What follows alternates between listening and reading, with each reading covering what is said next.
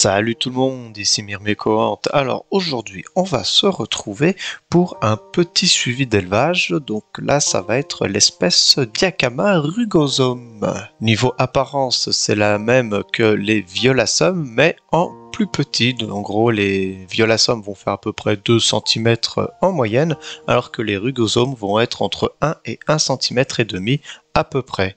Et comme vous avez pu le remarquer dernièrement, j'ai enfin repris les vidéos commentées comme celle-ci, et cette fois j'ai décidé de décaler la date de sortie des vidéos. Ce sera non pas le mercredi, mais le vendredi soir à 18 h, donc je garde la même heure, mais je change simplement le jour de la sortie. Reprenons tout de suite le suivi. Donc comme vous pouvez le remarquer sur les images, elles ne sont pas tout à fait idéales pour filmer, car ces fourmis-là, elles ont besoin de substrat pour que les larves puissent tisser leur cocon.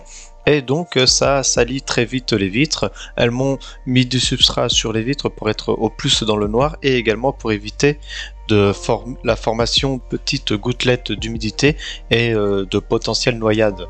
Donc elles sont super ingénieuses, ça c'est génial. Mais voilà, du coup pour fumer, pour moi, l'observation c'est pas ce qu'il y a de mieux, on va dire. Ça va faire à peu près 2 voire 3 mois, ou plus 2 mois et demi que j'ai cette espèce là. Pour le moment elle s'est super bien développée, je suis super content car c'est une des premières ponérines que j'arrive à élever correctement, même à faire se développer, etc. Donc comme vous avez pu le voir en début de vidéo, c'est également un petit setup un petit peu originalement.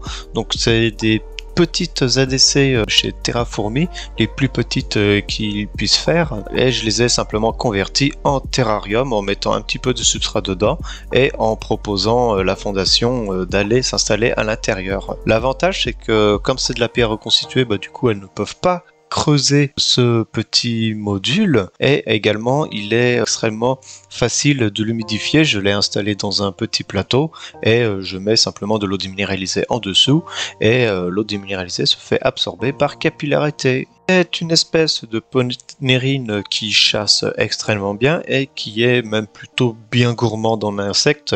Pour l'instant, je leur fournis à peu près 4 à 5 grillons, voire des fois, si je suis généreux, à 6 grillons par jour. Donc ça consomme quand même pas mal. Elles ont de la gelée protéinée, enfin la Jelly Beetle, et du liquide sucré à volonté H24 que je renouvelle tous les 2 jours.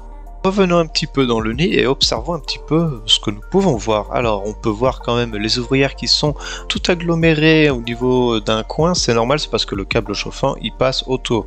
Je l'ai changé hier de position, maintenant il fait le tour comme vous pouvez le voir sur certaines images. Donc ça va leur permettre d'utiliser un peu toute la surface du nid. La couleur des cocons est relativement originale, enfin après pour des ponérines c'est tout à fait classique, elles sont marron foncé, voire un petit peu noires. Voilà, c'est des cocons tout à fait classiques. Elles sont quand même assez longues à démarrer. De l'œuf au cocon, il faut à peu près entre 1 mois et demi et 2 mois à peu près. Je vais vous laisser un petit peu de temps en vidéo macro et en musique pour profiter de cette magnifique espèce.